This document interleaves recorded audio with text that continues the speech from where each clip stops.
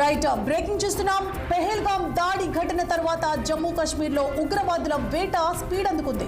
మొన్నటికి మొన్న జరిగిన షోపియాన్ ఎన్కౌంటర్లో 3 టెర్రరిస్టులు హతమైన సంగతి తెలిసిందే. ఇక తాజాగా అవంతిపురాలో బలగాల కాల్పుల్లో 3 ఉగ్రవాదులు హతమయ్యారు.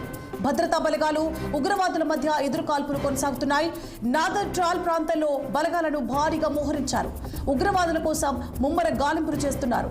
దక్షిణ కాశ్మీర్లోని పుల్వామా ఉపజిల్లా అవంతిపోరా ప్రాంతం ట్రాల్ పరిధిలో బలగాలు కూంబింగ్ నిర్వహిస్తుండగా పోలీసులు ఉగ్రవాదులు తారసపడ్డారు. అయితే పోలీసులను గమనించిన టెర్రరిస్టులు వెంటనే కాల్పులు జరిపారు. ధీటుగా వారిపై బలగాల ఎదురు కాల్పులు జరపడంతో 3 మృతి చెందారు.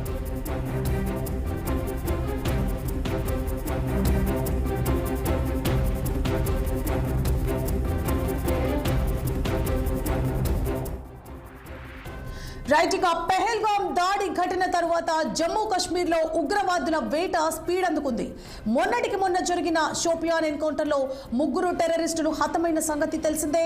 ఇక తాజాగా అవంతిపురాలో బలగాల కాల్పుల్లో 3 ఉగ్రవాదులు హతమయ్యారు. భద్రతా బలగాలు ఉగ్రవాదుల మధ్య ఎదురు కాల్పులు కొనసాగుతున్నాయి. నాదర్ ట్రాల్ ప్రాంతాల్లో బలగాలను భారీగా మోహరించారు. ఉగ్రవాదుల కోసం ముమ్మరంగా గాలింపులు చేస్తున్నారు.